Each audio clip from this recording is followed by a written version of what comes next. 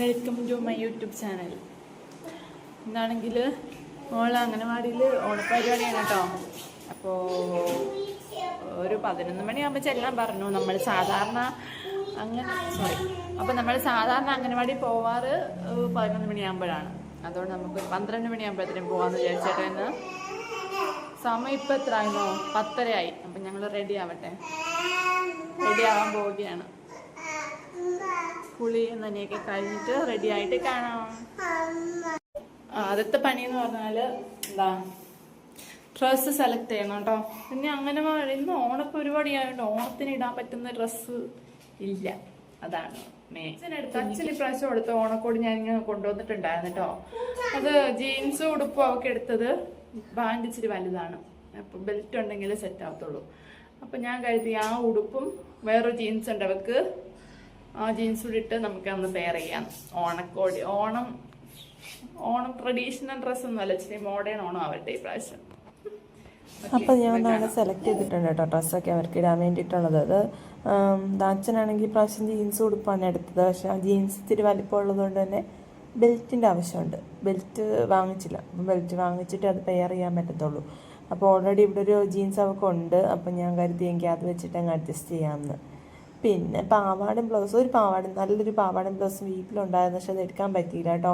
ഞാനത് വീട്ടിൽ നിന്ന് ഇങ്ങോട്ട് ഇറങ്ങിയ സമയത്താണ് ടീച്ചർ വിളിച്ചിട്ട് ഓണപ്പരിപാടിയാണ്, ഓണസദ്യ ഉണ്ടെന്ന് പറയുന്നത്. അല്ലെങ്കിൽ ഞാനത് വീട്ടിൽ നിന്ന് ഇറങ്ങുന്നതിന് മുമ്പായിരുന്നെങ്കിൽ ഞാൻ അത് അവിടെ നിന്ന് എടുത്തിട്ട് വന്നേനെ. അപ്പോൾ വിചാരിച്ചു എങ്കിൽ പിന്നെ ഇങ്ങനെ പോട്ടെ എന്ന് വിചാരിച്ചു. ഇതാകുമ്പോൾ പുതിയതുമാണല്ലോ, ഓണത്തിൻ്റെ ഓണക്കോടിയുമാണ്, അത് ഇടുകയും ചെയ്യാം.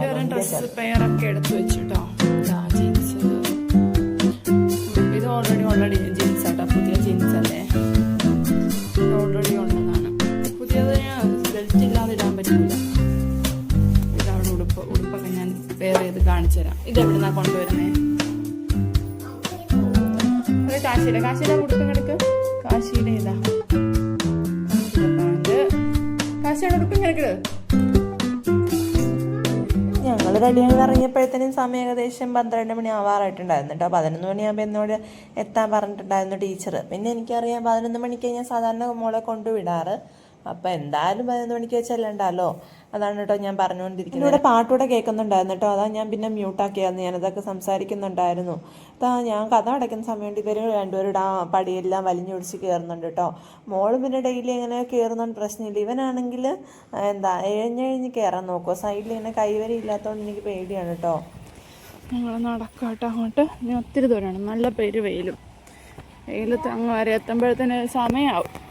ഞാൻ ചെന്നപ്പോഴത്തേനും അവർക്ക് അത്തപ്പൂക്കൾ ഇട്ടുകൊണ്ടിരിക്കുകയായിരുന്നു കേട്ടോ. അത്തപ്പൂക്കളം എന്ന് പറഞ്ഞാൽ നമ്മൾ പ്രത്യേകിച്ച് കടകളിലൊന്നും വാങ്ങിച്ചിട്ടുണ്ടായിരുന്നില്ല കേട്ടോ. പൂവ് അവരവിടെ നിന്നൊക്കെ പറിച്ച് ചെയ്യാൻ തോന്നുന്നു. അവർ അതൊക്കെ ഉണ്ടാക്കിക്കൊണ്ട് നിൽക്കുമായിരുന്നു കേട്ടോ. അത്തപ്പൂക്കളമൊക്കെ ഇട്ട് കഴിഞ്ഞപ്പോഴത്തേനും പിള്ളേരെ നിർത്തിയെന്ന് ഫോട്ടോ എടുക്കാനുള്ള ധൃതിയായിട്ടോ അമ്മമാർക്കൊക്കെ. പിന്നെ ടീച്ചർമാരും ഉണ്ടായിരുന്നു. ടീച്ചർമാർ ഡ്രസ്സൊക്കെ മാറാൻ പോയിട്ടുണ്ടായിരുന്നല്ലോ. അപ്പോൾ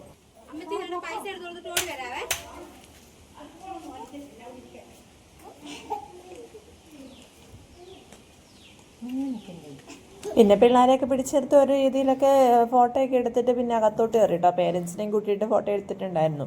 പിന്നെ എല്ലാവരോടും കസേരയൊക്കെ ഇരിക്കാൻ പറഞ്ഞു. പ്രത്യേക പരിപാടീസൊന്നും ഇല്ലായിരുന്നു കേട്ടോ. ഞാനവിടെ മോളുടെ ഫോട്ടോയൊക്കെ എടുക്കുന്നതുകൊണ്ട് അതാണ്ട് കുട്ടികളെല്ലാം വന്നിട്ടുണ്ടായിരുന്നു ഫോട്ടോ എടുക്കാൻ വേണ്ടിയിട്ട്. പിന്നെ ടീച്ചർ കുറച്ച് നേരം ഓണത്തിൻ്റെ കാര്യങ്ങളൊക്കെ സംസാരിച്ചു. പിന്നെ വലിയ പ്രത്യേകിച്ച് പരിപാടീസോ പാട്ടോ ഡാൻസോ ഒന്നും ഉണ്ടായിരുന്നില്ല. നേരെ ഫുഡ് കഴിക്കാൻ വേണ്ടി പിള്ളേരെ ഇരുത്തിയിട്ടുണ്ട് കേട്ടോ. താഴെ ഇരുത്തി പായിലിരുത്തിയിട്ടാണ് അവർ ഫുഡ് കഴിപ്പിക്കാറ്. പിന്നെ ഇലയൊക്കെ വിരിച്ചിട്ട് അവർക്ക് ഫുഡ് വിളമ്പുന്നുണ്ട് കേട്ടോ.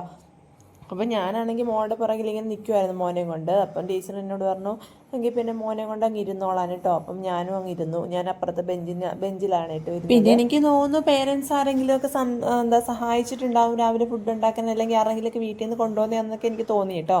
കാരണം ഞാൻ മക്കൾ 2 പേരോട് ഉള്ളതുകൊണ്ട് എന്നോട് പ്രത്യേകിച്ച് ടീച്ചറൊന്നും ഉണ്ടാക്കാനോ കാര്യങ്ങളൊന്നും പറഞ്ഞിട്ടുണ്ടായിരുന്നില്ല. ഇത്രയും കൂട്ടങ്ങളൊക്കെ ഉണ്ടായിരുന്നു കേട്ടോ. അത്യാവശ്യം നല്ലൊരു സദ്യയായിരുന്നു കേട്ടോ ഉണ്ടാക്കിയത്. പിന്നെ ഒരു പായസം ഉണ്ടായിരുന്നു. അപ്പോൾ മക്കളൊക്കെ അവിടെ നിന്നാണ്ട് മോളാണെങ്കിൽ തിരിഞ്ഞൊക്കെ ഇരിക്കുന്നുണ്ട്. എന്നാലും അവൾ ഫുഡ് കഴിച്ചിട്ടുണ്ട് കേട്ടോ. ആ ഇരിപ്പിരുന്ന് ഇടയ്ക്കിടയ്ക്ക് മോളെ കുഞ്ഞീന്ന് വിളിച്ചിട്ട് അവൾ നേരെ ഇരുന്ന് ഒരു ഭാഗം കഴിക്കും, വീണ്ടും തിരിഞ്ഞിരിക്കും, പിന്നെ ഞാൻ വിളിക്കും, പിന്നെയും അവൾ കഴിക്കും. ഞാൻ ഇങ്ങനെ വിചാരിക്കുന്നുണ്ട് കേട്ടോ, അംഗനവാടിയിലൊക്കെ പോയിരുന്ന് എങ്ങനെ ഉച്ചയ്ക്ക് ഇരുന്ന് കഴിക്കും. പിന്നെ ഞങ്ങളുടെ ഒരു കഴിപ്പ് കഴിഞ്ഞിട്ട് കുറച്ച് നേരമാണ് ഞങ്ങളോട് ഇരുന്ന് കേട്ടോ. പിന്നെ ഞാൻ പറഞ്ഞില്ലേ, പിന്നെ പ്രത്യേകിച്ച് വേറെ കാര്യങ്ങളൊന്നുമില്ല, ഞങ്ങൾ പിന്നെ വീട്ടിലോട്ട് പോകാമെന്ന് വിചാരിച്ച് ഇറങ്ങി. അപ്പോൾ ഏട്ടനൊന്ന് വരാമെന്നൊക്കെ പറഞ്ഞിട്ടുണ്ടായിരുന്നു, പക്ഷേ ഏട്ടൻ വരാൻ പറ്റിയില്ല, ഇറങ്ങാൻ പറ്റിയില്ല ഏട്ടന്. അതുകൊണ്ട് ആ ഉച്ചയ്ക്കത്തെ നടപ്പ് ഞങ്ങൾ ആ നട്ടുച്ചയ്ക്ക് 1 മണിയായിട്ട് 1:30 ആയിട്ടുണ്ടായിരുന്നായിരിക്കും കേട്ടോ ഇറങ്ങുന്ന സമയത്ത്. ആ ഉച്ചയ്ക്കത്തെ വെയിൽ മൊത്തം കൊണ്ടിട്ട് ഞങ്ങൾ വീട്ടിൽ ചെന്നു. അപ്പോൾ ഞാൻ വേറെ വീഡിയോസ് ഒന്നും എടുക്കാൻ നിന്നില്ല ഗൈസ്, ഇത്രയൊക്കെ ഉള്ളൂ ഇന്നത്തെ വീഡിയോ. അപ്പോൾ വീഡിയോ ഇഷ്ടപ്പെട്ടെങ്കിൽ ലൈക്ക്